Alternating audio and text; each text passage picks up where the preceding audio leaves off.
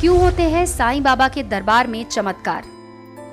जी हाँ दोस्तों, साईं को आज हम किस मजहब के लोग मानते हैं या नहीं, इसमें भी कोई विशेष फर्क नहीं पड़ता। आस्था का बीजारोपण बचपन से ही हो जाता है। विरले ही होते हैं जो आगे चलकर उन्हें सिखाई हुई बातों से ऊपर उठकर अपने अस्तित्व को तलाशते हैं और अपने सही धर्म को पहचानते हैं। असली धर्म है स्वाधीनता, चिर शांति और शरणागति। साईं अपने धर्म को जान गए थे। बहुत सहज और सरल शब्दों में सभी को समझाने का प्रयास भी किया। श्रद्धा, सबूरी, शरणागति योग के सबसे सुंदर साधन है। ईश्वर साकार हो या निराकार, समझ में सिर्फ शरणागति से ही आता है। आप खुद को उसके समर्पित कर दीजिए। साईं खुद यही करते थे।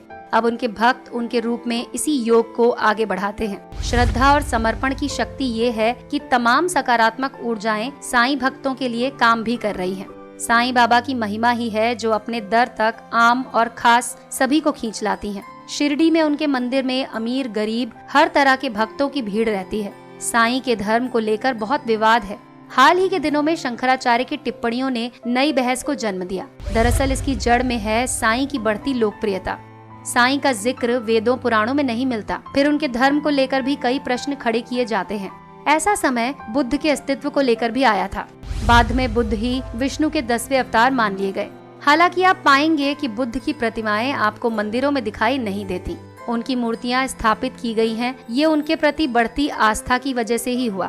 साईं का शिरडी मंदिर इतना लोकप्रिय हुआ कि अब देश में जगह जगह उनके मंदिर बनने लगे या फिर पहले से बने मंदिरों में उनकी मूर्तियां स्थापित कर दी गईं। ये उनके प्रति बढ़ती आस्था की ही वजह से हुआ। हम पेड़ों, नदियों और पत्थरों तक में साक्षात ईश्वर को देखने वाली आस्था की धरोहर लेकर चलते हैं। ऐसे में साईं की मूर्तियों को लेकर विवाद ठीक नहीं लगता। फिर ये भी सर्वज्ञात है कि योगी को कोई धर्म नहीं होता, कोई जाति नहीं होती, वो इन सबसे ऊपर उठ जाता है। दोस्तों, आपका स्वागत है धार्मिक ज्ञान में। तेजी से बढ़ते इंडिया के नंबर 1 धार्मिक चैनल से जुड़ने के लिए सब्सक्राइब करें और बेल आइकन को दबाएं। इतिहासकारों की माने तो खुद साईं कौन थे, किस धर्म में पैदा हुए, इसकी कोई ठोस जानकारी नहीं मिलती। साईं पर लिखे गए कुछ पुराने ग्रंथों के आधार पर माना जाता है कि शिरडी के साईं बाबा का जन्म 1838 से 1842 के बीच हुआ। वो एक फकीर और साधु जैसी जिंदगी जीते थे। साईं नाम उन्हें तब मिला जब वो कम उम्र में ही शिरडी आ गए। शिरडी में ही वो पुरानी मस्जिद में रहने लगे। मस्जिद में रहने की वजह से बहुत लोग उन्हें मुसलमान मानते थे, लेकिन साईं ने खुद को मस्जिद को द्वारका माई नाम दिया था। इस वजह से बहुत से लोग उन्हें हिंदू धर्म का मानते थे। साईं ने कभी खुद को किसी एक धर्म से नहीं बांधा। साईं के भक्तों में कितने भक्त किस मजहब के थे ये कोई नहीं जानता, लेकिन साईं ऐसे संत हैं जिन्हें हर धर्म के लोग मानते हैं। ये भक्त अपनी श्रद्धा के मुताबिक साईं की भक्ति करते हैं। उन्हें साईं के धर्म को लेकर होने विवादों से कोई फर्क नहीं पड़ता। साईं बाबा के भक्तों में शिरडी के मंदिर के दर्शन की खास वजह भी है। साईं 16 साल की उम्र में शिरडी आए और चिर समाधि में लीन होने तक यहीं रहे।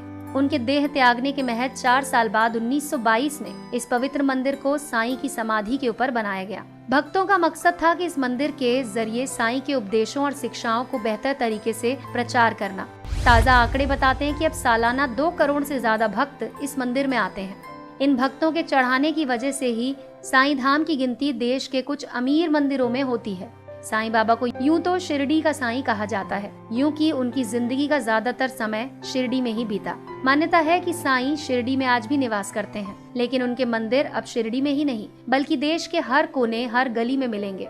साईं भक्तों का जीवन भी उनके चमत्कारों की कहानियों से भरा पड़ा है। कोई साईं को देखने का दावा करता है तो कोई साईं की शरण में आने के बाद अपने जीवन में आए सकारात्मक बदलावों की कहानी कहता है। साईं का कहना है, सबका मालिक एक। वो खुद कहते हैं, उनका मालिक और आपका मालिक एक ही है। साईं जैसे योगी ईश्वर से एकाकार हो जाते हैं। यही वजह है कि भक्त फिर उन्हें ईश्वर की तरह पूजते हैं। पतंजलि ने भी शरणागति को सर्वोत्तम योग बताया है। इससे पहले पूरी गीता में शरणागति योग की महिमा है। योग की इस परंपरा के अनुसार भी जो सच्चे हृदय से साईं की शरण में जाता है वो जीवन में सकारात्मक परिवर्तनों का अनुभव कर सकता है।